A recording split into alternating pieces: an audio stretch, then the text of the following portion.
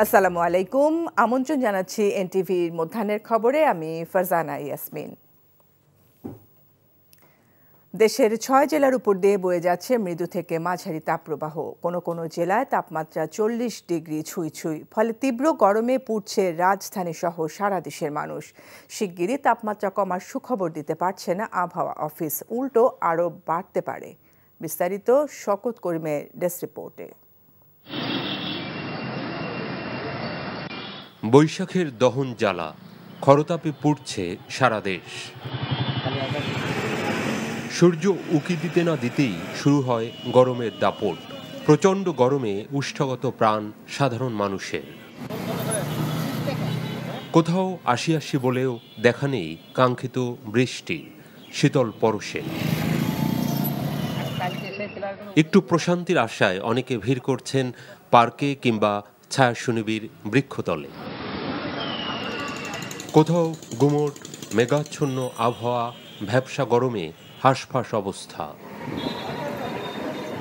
তবু জীবিকার সন্ধানে ছুটে চলা খেটে খাওয়া মানুষের কষ্ট অন্তহীন। ভাড়া হচ্ছে না এই গরমে কোনো লোকই বেরোচ্ছে না। গাড়ি চালাতে গেলেও নিজেরও কষ্ট হচ্ছে, প্যাসেঞ্জারেরও কষ্ট হচ্ছে। অতিষ্ঠ হয়ে যাচ্ছে একেবারে, মানে গরমের কোনো নেই। এই গরমের ভিতরে খুব কষ্টকর।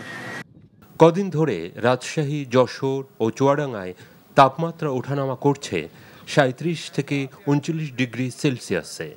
রাজশাহী ও খুলনা বিভাগ সহ মানিকগঞ্জ, টাঙ্গাইল, ফরিদপুর, গোপালগঞ্জ, দিনাজপুর এবং নীলফামারী জেলার উপর দিয়ে বয়ে যাচ্ছে মৃদু থেকে মাঝারি তাপপ্রবাহ।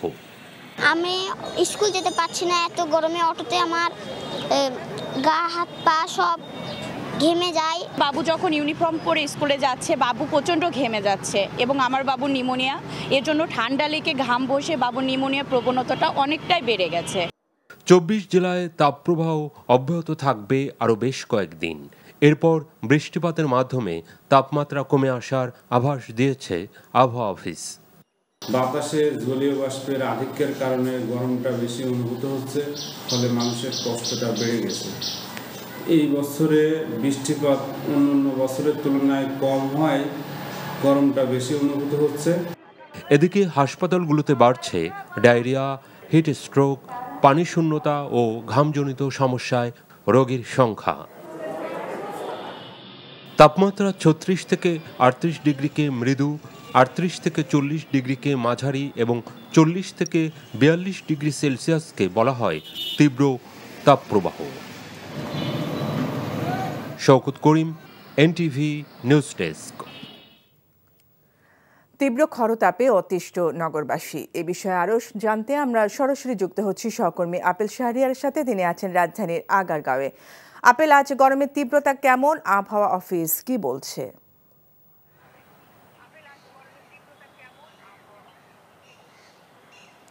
গত কয়েকদিন ধরে দেশের বিভিন্ন অঞ্চলে তাপপ্রবাহ বইছে।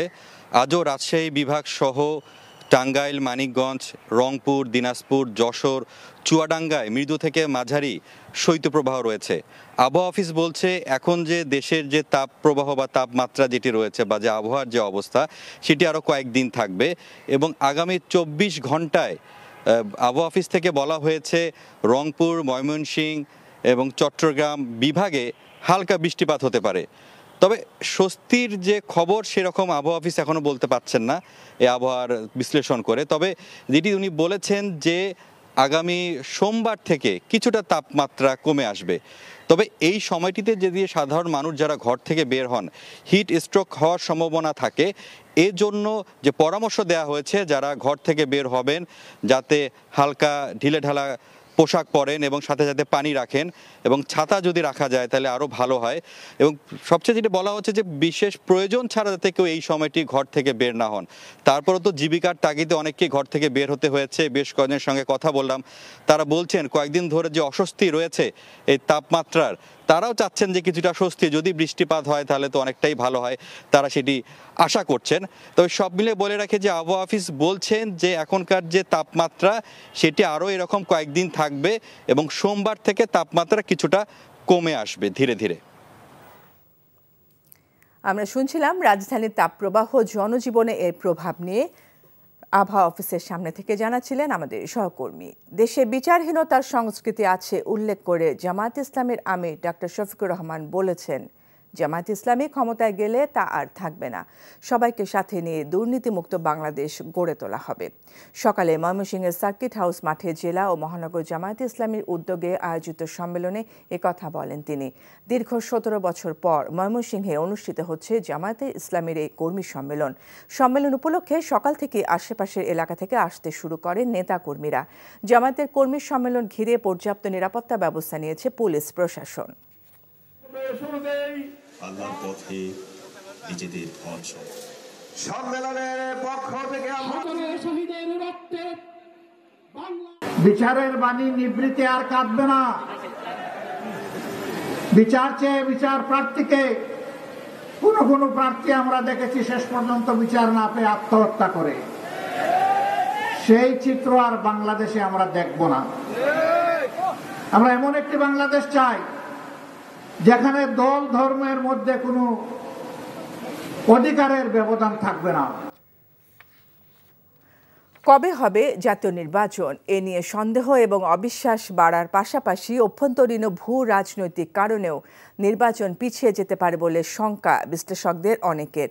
বলছেন, সরকারের ভেতরের একটি অংশ এবং রাজনৈতিক দলগুলো কেউ কেউ নির্বাচন বিলম্বিত করার পক্ষে, যদিও নির্বাচন ও সংস্কার ইস্যুতে দলগুলোর ইতিবাচক মানসিকতা দেখছে ঐকমত্য কমিশন।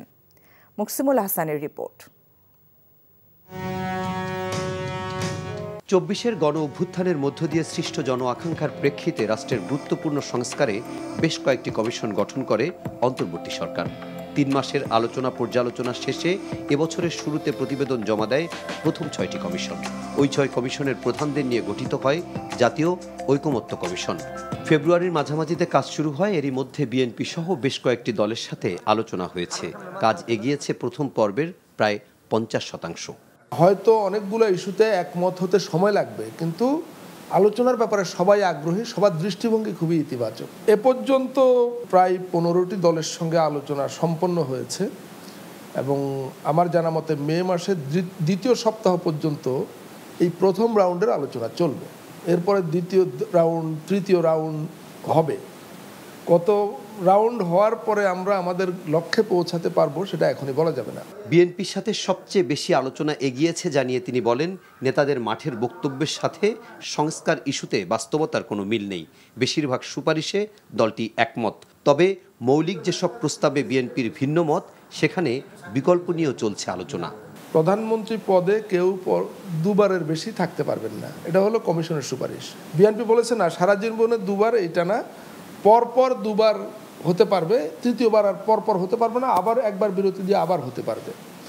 তখন একটা আলোচনা উঠেছিল যে আর একবার বিরতি দিয়ে কতবার হতে পারবে, আর একবার, তার মানে 3বার, কিন্তু এটা চূড়ান্ত হয়নি। কিন্তু যারা অনেক গরম গরম বক্তৃতা দেন তাদের সঙ্গে এই দায়িত্বের কোনো সম্পর্ক নাই। সুতরাং কমিশন ওই বক্তব্যগুলোকে খুব বেশি আমলে নিচ্ছে বা বক্তব্য শুনে বিচলিত হচ্ছে এমনটা আমি দেখিনি। তবে সংস্কার শেষে কবে হবে নির্বাচন তা এখনও স্পষ্ট না, এমন মন্তব্য করে সিনিয়র সাংবাদিক মতিউর রহমান চৌধুরী বলছেন, সরকারের ভেতরে বাইরে কোনো মহল নির্বাচন পেছাতে চায়। প্রফেসর ইউনূস কোনো অবস্থাতেই বেশি দিন থাকতে চান না, এটা বলা হচ্ছে, কিন্তু সরকারের ভেতরেও তো সরকার আছে, তারা চাচ্ছেন না একটু দীর্ঘায়িত করার জন্য। রাজনৈতিক শক্তিও আছে, তারা চায় আরও বিলম্বিত করার জন্য। তারা মনে করে এই সময় যদি বিলম্বিত হয় তাহলে বড় রাজনৈতিক দলটি হয়তো আনপপুলার হবে, তারা হয়তো এখান থেকে ফায়দা পাবেন। এই রাজনীতি মারপেচার খেলা। যদি নির্বাচন বিলম্বিত হয় অনেক কঠিন এবং জটিল হয়ে যেতে পারে বাংলাদেশের রাজনীতি। তার আশঙ্কা শুধু অভ্যন্তরীণ পরিস্থিতিই নয়, আন্তর্জাতিক ভূ রাজনীতির কারণেও বিলম্বিত হতে পারে ত্রয়োদশ জাতীয় সংসদ নির্বাচন। এখন এই মুহূর্তে আমার কাছে কেন যেন মনে হচ্ছে একটা সন্দেহ আর অবিশ্বাস ছায়া ফেলেছে বাংলাদেশের আগামী দিনের নির্বাচনে। কিন্তু নির্বাচন ছাড়া কোনো বিকল্প আছে আমি অন্তত জানি না। তবে যদি কোনো কারণে ভূ রাজনীতির কারণে নির্বাচন পিছিয়ে যায়, আমি অবাক হব না। রাজনৈতিক ঐক্য দুর্বল হলে পরাজিত শক্তি ফিরে আসতে পারে, আর তাতে পরিস্থিতি আরও ঘোলাটে হতে পারে। এমন শঙ্কা থেকে মৌলিক সংস্কার এবং সময়মতো নির্বাচনের বিকল্প দেখছেন না তারা। Muksimul Hasan, NTV news, Dhaka. দায়িত্ব থেকে অব্যাহতি পাওয়া স্থানীয় সরকার উপদেষ্টা আসিফ মাহমুদ সজীব ভুঁইয়ার এপিএস মোয়াজ্জেম হোসেনের আর্থিক অনিয়মের অভিযোগের বিষয়ে মন্ত্রণালয় কোনো তদন্তের উদ্যোগ নেয়নি বলে জানিয়েছেন স্থানীয় সরকার বিভাগের সচিব রেজাউল মাকসুদ জাহিদি। সকালে রাজধানীর ধানমন্ডিতে ঢাকা দক্ষিণ সিটি কর্পোরেশনের পরিচ্ছন্নতা কর্মসূচিতে যোগ দিয়ে একথা জানান তিনি। এ সময় তিনি বলেন, আসন্ন বর্ষায় মশক নিধনে সর্বোচ্চ গুরুত্ব দেওয়া হবে। ডেঙ্গু প্রতিরোধে সচেতনতা বাড়াতে পরিচ্ছন্নতা কর্মসূচির পাশাপাশি র্যালিতে অংশ নেন ডিএনসিসি প্রশাসক ও স্থানীয় সরকার বিভাগের সচিব। ডেঙ্গু নিয়ন্ত্রণে সিটি কর্পোরেশনের কর্মীরা দায়িত্বে অবহেলা করলে তাদের বিরুদ্ধে কঠোর হওয়ার কথাও জানিয়েছেন সিটি প্রশাসক।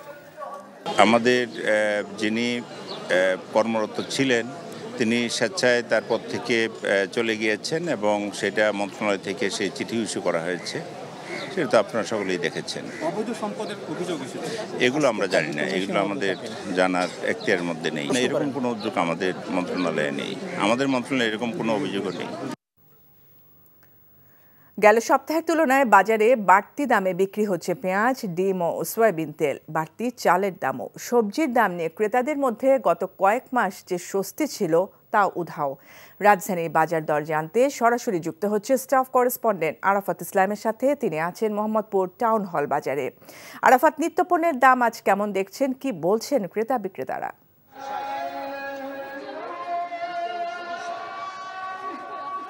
শুরুতেই যদি আমি ভোজ্য তেলের বাজার দর নিয়ে কথা বলি, গত সপ্তাহে কিন্তু ব্যবসায়ীদের দাবির প্রেক্ষিতে সরকার সয়াবিন তেল লিটার প্রতি 14 টাকা বাড়ায়। এরপর থেকে সবাই আশা করছিল যে বাজারে ভোজ্য তেলের সরবরাহ স্বাভাবিক হবে। তবে ব্যবসায়ীদের সাথে কথা বলে আমরা যেটি দেখতে পেয়েছি, তারা যেমনটি বলছেন যে এক সপ্তাহ পেরিয়ে গেলেও কিন্তু এখনও পুরোপুরি সয়াবিন তেলের যে সরবরাহ সেটি স্বাভাবিক হয়নি। তবে তারা যেমনটি বলছেন হয়তো আগামী এক সপ্তাহের মধ্যে স্বাভাবিক হয়ে যেতে পারে। অন্যদিকে যদি চালের কথা বলি, যেটি নতুন চাল আসার কথা সেটি এখনও বাজারে আসেনি বলে কিন্তু চালের দাম কমেনি। ব্যবসায়ীরা বলছেন যে আগামী আরও 1-2 সপ্তাহ লেগে যাবে নতুন চাল বাজারে আসতে। অন্যদিকে যদি আপনি পেঁয়াজের কথা বলি, সেটি কিন্তু আমরা দেখতে পাচ্ছি বিগত 2 সপ্তাহ ধরেই বাড়তি দামে বিক্রি হচ্ছে পেঁয়াজ। 2 সপ্তাহে প্রায় কেজি প্রতি 20 টাকা পর্যন্ত পেঁয়াজের দাম বেড়েছে বলে আমাদেরকে বিক্রেতা জানিয়েছেন এবং গত সপ্তাহের তুলনায় এই সপ্তাহে এসে কেজিতে 10 টাকা বেড়েছে। বর্তমানে 60 টাকা কেজিতে পেঁয়াজ বিক্রি হচ্ছে। তবে আলু এবং অন্যান্য যে আদা রসুন রয়েছে সেগুলোর দাম স্থিতিশীল রয়েছে। এছাড়া মুরগির দাম, ব্রয়লার মুরগি 170 থেকে 180 টাকা কেজিতে বিক্রি হচ্ছে। সোনালী মুরগি সেটি 230 থেকে 260 টাকা কেজিতে বিক্রি হচ্ছে। এবং সবজির দামের ক্ষেত্রে যদি বলি তাহলে ক্রেতাদের কিন্তু আমরা মিশ্র প্রতিক্রিয়া দেখতে পেয়েছি। ক্রেতারা যেমনটি বলছেন বিগত কয়েক সপ্তাহ ধরে বাড়তি দামে তাদেরকে সবজি কিনতে হচ্ছে। এই কারণ হিসেবে বিক্রেতারা যেমনটি বলছেন, যেহেতু এখন গ্রীষ্মকাল, শুষ্ক মৌসুম থাকায় রৌদ্রের যে তীব্রতা তার ফলে কিন্তু অনেক জায়গায় কিন্তু ফলন ব্যাহত হচ্ছে, যার ফলে সরবরাহ মোটামুটি স্বাভাবিক থাকলেও তাদের বাড়তি দামে সবজি কিনে আনতে হচ্ছে বলে তাদের বাড়তি দামে সবজি বিক্রি করতে হচ্ছে, এমনটাই বলছেন বিক্রেতারা। এছাড়া অন্যান্য যে সকল মাছের কথা যদি বলি তাহলে মাছের দাম যেটি আমরা দেখছি চড়া দামে বিক্রি হচ্ছিল সে দামেই রয়েছে। সব মিলে এখন পর্যন্ত এই ছিল আমার কাছে শুক্রবার ছুটির দিনের বাজার পরিস্থিতির সর্বশেষ আপডেট। আমরা জানছিলাম রাজধানীর বাজার পরিস্থিতির খবর। রাজধানীর গাবতলী স্থায়ী পশুর হাটের ইজারা নিয়ে গড়িমসি করছে ঢাকা উত্তর সিটি কর্পোরেশন। সর্বোচ্চ দরদাতাকে ইজারা না দিয়ে বেআইনিভাবে স্থানীয় লোকবল আর সিটি কর্পোরেশনের নামমাত্র কিছু কর্মী দিয়ে ঈদ পর্যন্ত খাস আদায়ের সিদ্ধান্ত জানিয়েছে ডিএনসিসি। নিজ ক্ষমতা বলে এমন সিদ্ধান্ত নিয়েছেন সংস্থাটির প্রশাসক মোহাম্মদ এজাজ। এতে বিপুল রাজস্ব হারানো সহ দুর্নীতিগ্রস্ত কর্মকর্তাদের অর্থ আত্মসাতের সুযোগ তৈরি হয়েছে। এমন সিদ্ধান্তের বিরোধিতা করায় 2 কর্মকর্তাকে বদলিও করা হয়েছে। নাজিবুর রহমানের রিপোর্টে ছবি তুলেছেন ইউনুস আলী। গাবতলী পশুর হাটের সবশেষ ইজারা চুক্তি শেষ হওয়ায় গত 3 মার্চ নতুন ইজারা চেয়ে বিজ্ঞপ্তি প্রকাশ করে ঢাকা উত্তর সিটি কর্পোরেশন। মূল্যায়ন কমিটি সর্বোচ্চ দরদাতা মেসার্স আরাত মোটরকে 22 কোটি 25 লাখ টাকায় 1 বছরের জন্য হাট দেওয়ার সুপারিশ করে। তবে প্রক্রিয়াগত ভুল দেখিয়ে ওই টেন্ডার বাতিল করেন প্রশাসক মোহাম্মদ এজাজ। এর বিপরীতে ইজারা বাতিল করে নিজেদের তত্ত্বাবধানে হাট পরিচালনার সিদ্ধান্ত দেন তিনি। এখন তো ঈদ চলে আসছে, যেহেতু এটা হচ্ছে না, এখন আমরা সরাসরি করবো, এটা স্থানীয় লোকদের সাথে মিলে আমরা নিজেরা এটা ডিল করব। তবে নীতিমালা বলছে পরপর 3 বার সরকারি দর না পেলেই কেবল এই সিদ্ধান্ত নিতে পারবেন তিনি। অথচ নিয়মের কোনো তোয়াক্কাই করেননি উত্তরের প্রশাসক। এই সিদ্ধান্তের ব্যাখ্যায় central public procurement technical unit সিপিটিউর ওয়েবসাইটে বিজ্ঞপ্তি না দেয়াকে অজুহাত হিসেবে দাঁড় করিয়েছেন তিনি। টেন্ডারের ভুল ছিল যে টেন্ডারিং যখন হয় তখন এটা ওয়েবসাইটে দিতে হওয়ার কথা ছিল, আমাদের ওয়েবসাইটে দেওয়া হয়নি। এটা প্রকিউরমেন্টের যে নিয়ম সেই নিয়মে ভুল ছিল, প্রসিডিংয়ে ভুল ছিল। সরকারি ক্রয় কার্যক্রমের অন্তর্ভুক্ত না হয় বিষয়টি নিয়ে এরকম কোনো বিধানই নেই। ডিএনসিসির নথি বলছে বিজ্ঞপ্তি প্রকাশের জন্য গত মার্চ মাসেই অনুরোধ পাঠানো হয়েছিল সিপিটিউতে। ইজারাতে পিপিএ অনুসরণ হয় না, সুতরাং ইজারাতে সিপিটিউর ওয়েবসাইটে বিজ্ঞপ্তি দরপত্র বিজ্ঞপ্তি দেওয়াও ম্যান্ডেটরি নয়। কাদের দিয়ে পরিচালিত হচ্ছে গাবতলী পশুর হাট জানতে গাবতলী হাটে এনটিভি টিম। দেখা যায় দরপত্রে সর্বোচ্চ দরদাতার পরিবর্তে তৃতীয় সর্বোচ্চ দরদাতা সাইদুল ইসলামের লোকজনের খবরদারি। স্বেচ্ছাসেবক হিসেবে কাজ করে নিয়মিত দৈনিক 700 টাকা ভাতা পাচ্ছেন উত্তর সিটি কর্পোরেশন থেকে। দুজন কেশিয়ার রাতে বসে, দুজন রাইডার রাতে বসে, আর আমরা দিনে বসে তিনজন, দুজন কেশিয়ার একজন রাইডার। কেশিয়াররা 700 করে নেই, হ্যাঁ হ্যাঁ, আর রাইডাররা 500। হ্যাঁ হ্যাঁ, আমরা সব সাজু। তথ্য বলছে 15 থেকে 20 এপ্রিল মাত্র 5,45,000 টাকা আদায় হয়েছে গাবতলী পশুর হাট থেকে। টেন্ডার বাতিল হওয়ায় সপ্তাহে অন্তত 35 লাখ টাকা লোকসান গুনছে ডিএনসিসি।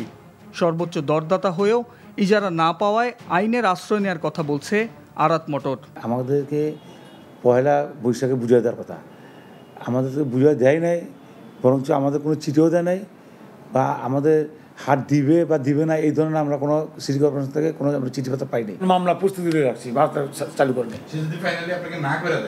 পাওনা হয়ে যাবে আপনাকে। এখানেই শেষ নয়, প্রশাসকের সিদ্ধান্ত নিয়ম বহির্ভূত মন্তব্য করায় মূল্যায়ন কমিটির 2 সদস্যকেও বদলি করা হয়। কোনো বিশেষ মহলকে সুবিধা দেওয়ার জন্য এই পথ অনুসরণ করা হচ্ছে কিনা সেটা খতিয়ে দেখা দরকার এবং এটার জবাবদিহি নিশ্চিত করা অপরিহার্য বলে মনে করছি। বিগত বছরগুলোতে দরপত্রের মাধ্যমে স্থায়ী ও অস্থায়ী পশুর হাটগুলো ইজারা দেয়া হলেও এবারের আশঙ্কা গাবতলী পশুর হাটের মতোই খাস আদায়ের প্রক্রিয়ায় পড়তে যাচ্ছে অন্য হাটগুলো। Najibur Rahman, NTV news, Dhaka. Janata party Bangladesh নামে আরও একটি নতুন রাজনৈতিক দলের যাত্রা শুরু হলো আজ, যার নেতৃত্বে থাকবেন চিত্রনায়ক ইলিয়াস কাঞ্চন। সকালে রাজধানীর একটি হোটেলে নতুন রাজনৈতিক দলের ঘোষণা দেন জাতীয় প্রেস ক্লাব ও বাংলাদেশ ফেডারেল সাংবাদিক ইউনিয়ন বিএফইউজের সাবেক সভাপতি ও বিএনপির সাবেক ভাইস চেয়ারম্যান শওকত মাহমুদ। নতুন এই দলের স্লোগান হবে গর্ব মোরা ইনসাফের বাংলাদেশ। এ সময় ইলিয়াস কাঞ্চন বলেন, নিরাপদ সড়কের জন্য 32 বছর ধরে চেষ্টা করে ব্যর্থ হয়েছেন তিনি। সরকারের সহযোগিতা ছাড়া নিরাপদ সড়ক সম্ভব নয়, তাই নিজেই নতুন রাজনৈতিক দল গঠন করেছেন। দেশের মানুষের জন্য অতীতের মতো সততার সাথে কাজ করারও অঙ্গীকার করেন তিনি। খেলার খবর হকি। ছোট একটি ক্লাবের ছোট একটি মাঠই বাঁচিয়ে রেখেছে সিলেটের হকি। সাবেক খেলোয়াড়রা বলছেন, সিলেটের হকি মানে জেলা লিগের 19 বারের চ্যাম্পিয়ন মৌসুমী ক্লাব। বিভিন্ন সময়ে জেলা লিগ বন্ধ থাকলেও প্রতি বছরই নিজেদের উদ্যোগে টুর্নামেন্ট আয়োজন করে খেলোয়াড়দের ব্যস্ত রাখে ক্লাবটি। তবে অ্যাস্ট্রোটার্ফের অভাবে অতীতের মতো আন্তর্জাতিক মানের খেলোয়াড় তৈরি করতে পারছেন না তারা। আনিস রহমানের ক্যামেরায় মমিনুর রিপনের রিপোর্ট। এদেশের অধিকাংশ ক্লাবের ব্যস্ততা থাকে ক্রিকেট কিংবা ফুটবল নিয়ে, তবে ব্যতিক্রম সিলেটের এই ক্লাবটি। তাদের যত আয়োজন প্রচেষ্টা সবই যেন হকি নিয়েই। মাঠ যত ছোটই হোক না কেন, হকির জন্য ক্লাবটির হৃদয় যেন অসীম আকাশের মতোই। জেলা লীগ বন্ধ থাকলেও খেলোয়াড়দের অনুপ্রেরণা যোগাতে ছোট এই মাঠে নিজেরাই টুর্নামেন্ট আয়োজন করে থাকে ক্লাবটি। আমাদের কোনো মাঠ নাই, কিন্তু আমরা এই মাঠের জন্য আপনাদের মাধ্যমে এবং বাংলাদেশ হকি ফেডারেশনকে আমি অনুরোধ করছি এবং আমাদেরকে একটা ট্রাফ জন্য দিয়ে আমরা যাতে আরও বেশি প্লেয়ার তৈরি করতে পারি এখান থেকে, এটা মেইন উদ্দেশ্য। আর আমাদের যারা এখানে হকি খেলে এটা তাদেরকে একটা উৎসাহ দেওয়ার জন্য মেইনলি এটা আমরা করা। হকির প্রতি এই ক্লাবের নিবেদনে বিস্মিত সিলেটের সাবেক খেলোয়াড়ও বলছেন, এই জেলার হকি বলতে মৌসুমী ক্লাবকেই বোঝায়। এই জায়গা থেকে শিপু ভাই, টিপু ভাই, মিজান ভাই, তুহিন ভাই ন্যাশনাল পর্যায়ে খেলছে, এদের দেখেই আমাদের হকি ধরতে হয়েছে এই জায়গায়। এবং আমরা চেষ্টা করি আমাদের ক্লাব যতটুকু পারে সামর্থ্য দিয়ে যে আমাদের প্লেয়ারটা টিকিয়ে রাখার জন্য। এক সময়কার জনপ্রিয় খেলায় ক্রমে আগ্রহ কমেছে কিশোর তরুণদের। মাটিতে খেলা এমনিতেই কঠিন, আর টার্ফ না থাকায় প্রতিযোগিতার মাঠে বিপাকে পড়তে হয় বলে জানান এখানকার খেলোয়াড়রা। আমাদের এখানে প্রত্যেক বছর লিগ হচ্ছে না, এটাই বড় সমস্যা। এটার পিছনে কারণ আমাদের যে ক্ষতি হচ্ছে সেটা হচ্ছে আমরা মনে করেন আমরা সিলেট থেকে কোনো প্লেয়ার বের হচ্ছে না। ন্যাশনাল পর্যায়ে খেলার জন্য আমার ইচ্ছে, তার ফলে একটু ভালো হতো। অতীতে জাতীয় দলের একাধিক খেলোয়াড় এখান থেকে উঠে আসলেও সুযোগ সুবিধার অভাবে এখন প্রতিভা তুলে আনতে পারছে না ক্লাবটি। আন্তর্জাতিক পর্যায়ের খেলা যেখানে হয় অ্যাস্ট্রোটার্ফে, সেখানে মাটিতেই অনুশীলন করছে এখানকার খেলোয়াড়রা। এখান থেকে জাতীয় পর্যায়ের অনেক খেলোয়াড় উঠে এসেছেন, আরও উঠে আসা সম্ভব। তবে উন্নত প্রশিক্ষণের জন্য একটি অ্যাস্ট্রোটার্ফের দাবি এই ক্লাবের খেলোয়াড়দের। Mominur Ripon, NTV news, Sylhet. এই ছিল মধ্যাহ্নের খবরে। এই খবরের ভিডিও সহ আপডেট জানতে ভিজিট করুন এনটিভি অনলাইন www.ntvbd.com। এছাড়াও এনটিভি জনপ্রিয় সব অনুষ্ঠান ও খবরের আপডেট জানতে ভিজিট করুন আমাদের ইউটিউব ও ভেরিফাইড ফেসবুক পেজ। 2টায় দুপুরের খবর দেখার আমন্ত্রণ রইল। ধন্যবাদ সবাইকে।